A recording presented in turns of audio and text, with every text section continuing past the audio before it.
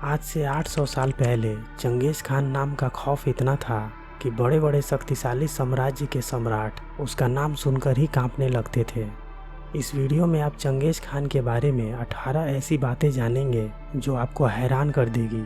सो इस वीडियो को लास्ट तक जरूर देखें। नंबर 1, वीडियो की शुरुआत करते हैं चंगेज खान के नरसंहार से। हिस्टोरियंस चंगेज खान के बारे में लिखते हैं, इतना भयानक नरसंहार शायद किसी राजा या सम्राट द्वारा नहीं किया गया। आंकड़े बताते हैं चंगेज खान ने अपने युद्ध के दौरान 4 करोड़ से भी अधिक लोगों को मौत के घाट उतार दिया।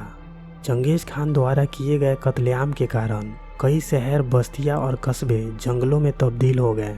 जहां कभी इंसान रहा करते थे वहां पेड़ पौधे, वनस्पतियों ने अपना घर बना लिया। नंबर 2, यूनाइटेड स्टेट के कार्नेगी इंस्टीट्यूट ने बताया है चंगेज खान द्वारा किए गए कत्लेआम के कारण घनी आबादी वाले क्षेत्र जंगलों में तब्दील हो गए थे, जिसके पेड़ पौधों ने धरती के वातावरण से करीबन 70 करोड़ टन कार्बन का सफाया कर दिया था। नंबर 3, चंगेज खान ने ईरान में इतना भयानक कत्लेआम किया कि ईरान में लगभग 22 लाख लोग उसके हमले में मारे गए। आपको जानकर हैरानी होगी कि चंगेज खान के हमले से पहले ईरान की जनसंख्या 25 लाख थी, लेकिन चंगेज खान के नरसंहार से वहां की जनसंख्या 2 लाख के करीब आ गई थी। चंगेज खान की सेना ने वहां लोगों को इस कदर मौत के घाट उतारा था कि शहर की हर गलियां इंसानों की लाशों की ढेर से भरी पड़ी थी। कहते हैं जब लाश सड़ने लगे तो उसकी बदबू पूरे शहर में फैल गई। सड़े हुए लाशों की बदबू इतनी भयानक थी कि वहां के बचे हुए लोग शहर छोड़कर मैदानी इलाकों में टेंट और तंबू लगाकर रहने लगे। नंबर 4, जब चंगेज खान ख्वारिज्म साम्राज्य के शासक अलाउद्दीन मोहम्मद से युद्ध कर रहा था, उस युद्ध के दौरान चंगेज खान की बेटी का पति, जिसका नाम तोकुचर था, वह मारा गया। युद्ध खत्म होने के बाद जब चंगेज खान को पता चला कि तोकुचर को मारने वाला ख्वारिज्म साम्राज्य के निसापुर शहर का है, तो चंगेज खान ने निसापुर के हर एक इंसान को मौत के घाट उतरवा दिया। बच्चे और औरतों को भी नहीं बख्शा गया। यहाँ तक उसने निसापुर के कुत्ते और बिल्लियों को भी मरवा दिया। चंगेज खान ने वहाँ लाशों का पहाड़ बना दिया था ताकि भविष्य में कोई चंगेज खान के परिवार पर हमला करने की जरूरत ना करे। नंबर 5, चंगेज खान ने अपने दुश्मन जमूका को हराने के बाद उसके कबीले के लोगों को मृत्यु दंड देने के लिए एक अजीब तरीके को अपनाया था। कबीले के लोगों को एक पहिए के सामने खड़ा कर दिया जाता। जिस भी इंसान की हाइट उस पहिए के एक्सेल पिन से अधिक होती, उसका सर धड़ से अलग कर दिया जाता। उस समय पहिए की एक्सेल पिन की हाइट लगभग 3 फीट की होती थी, मतलब 3 फीट से अधिक हाइट के लोगों का कत्ल कर दिया गया। नंबर 6, चंगेज खान अपने जीवन में अनगिनत लोगों को मौत के घाट उतार दिया, लेकिन उसने अपने जीवन का पहला कत्ल अपने भाई का किया। चंगेज खान का सौतेला भाई वेक्टर, जो बचपन में चंगेज खान को बहुत परेशान किया करता था। जब चंगेज खान वेक्टर की शिकायत अपनी माँ से करता तो उसकी माँ वेक्टर की बजाय चंगेज खान को ही डांटा करती। दरअसल मंगोल कबीले की परंपरा थी कि परिवार के मर्दों में जिसकी उम्र अधिक होगी उसी की बात परिवार में मानी जाएगी। चंगेज खान के पिता की मौत के बाद उसके परिवार में वेक्टर ही सबसे बड़ा था। चंगेज खान अपने सौतेले भाई वेक्टर से परेशान होकर उसकी हत्या कर दिया। नंबर 7, चंगेज खान के जन्म और उसके बचपन की जानकारी नहीं मिलती है। पक्के तौर पे कह नहीं सकते कि चंगेज खान का जन्म कैसे हुआ था, लेकिन ऐसा माना जाता है कि मंगोलिया देश के बोरोजिन कबीले की होलेन नाम की एक औरत ने बहुत तकलीफ सहने के बाद अपने पहले बच्चे एक बेटे को जन्म दिया। जन्म के समय वह बच्चा अपने एक हाथ के मुट्ठी को बंद किए हुए था। जब होलेन ने उसकी उंगलियों को खोला तो उसके हाथ में खून लगा हुआ था। बच्चे के हाथ में खून देखकर बोरोजिन कबीले के लोग डर गए। कबीले के लोगों के अनुसार यह अपशगुन और उनके कबीले के लिए खतरे की निशानी थी, लेकिन उस समय बोरोजिन कबीले के लोगों को शायद यह पता नहीं था कि वह बच्चा आगे चलकर कबीले का ही नहीं बल्कि पूरी दुनिया का तकदीर बदलने वाला था।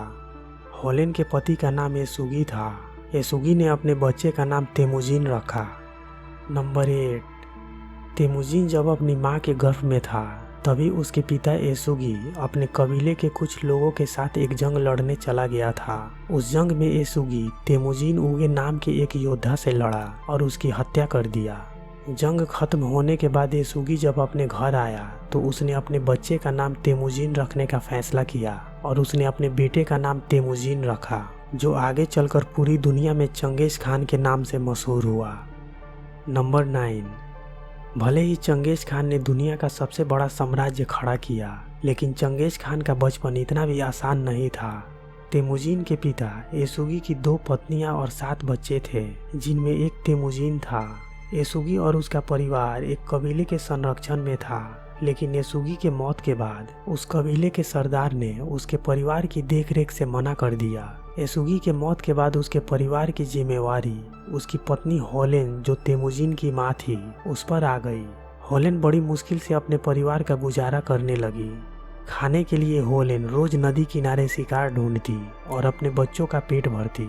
जब कभी होलेन को शिकार नहीं मिलता, उस दिन उसका परिवार भूखा ही रहता। उस समय तेमुजिन इतना बड़ा नहीं था कि वह अपनी मां की मदद कर सके।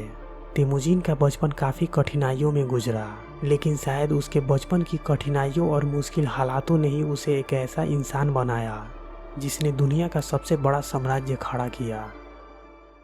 नंबर 10। चंगेज खान का नाम सुनकर काफ़ी लोग यही सोचते हैं कि वह मुस्लिम धर्म से ताल्लुकात रखता था, लेकिन यह गलत है। उसे खान नाम मंगोल के शासक बनने के बाद मिला। मंगोलिया देश में खान एक ट्रेडिशनल टाइटल था, जिसका मतलब शासक या राजा होता था।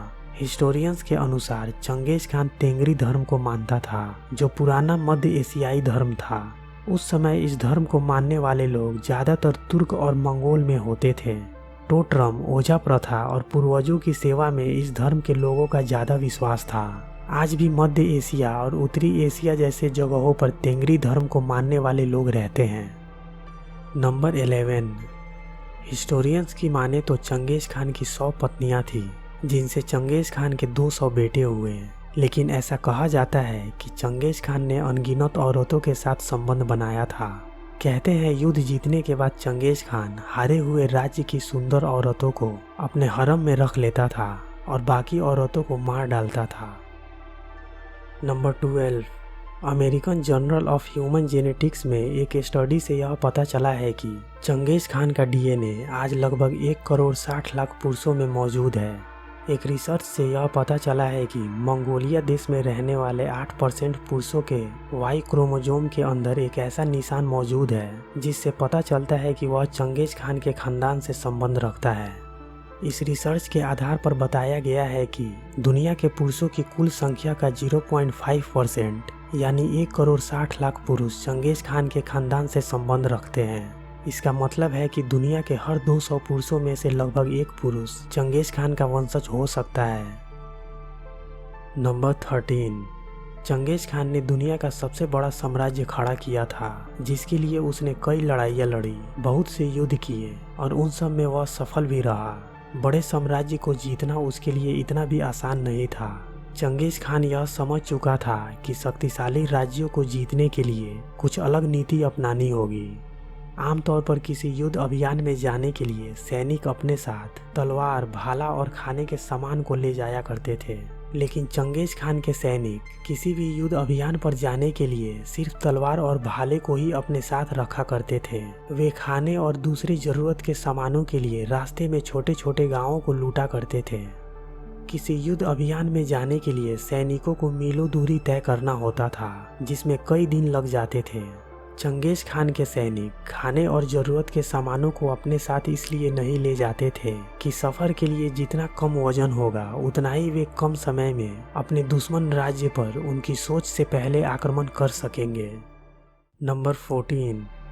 अनगिनत शहरों और दर्जनों राज्य को अपने साम्राज्य में मिलाने वाला चंगेज खान हिंदुस्तान को क्यों नहीं जीत सका?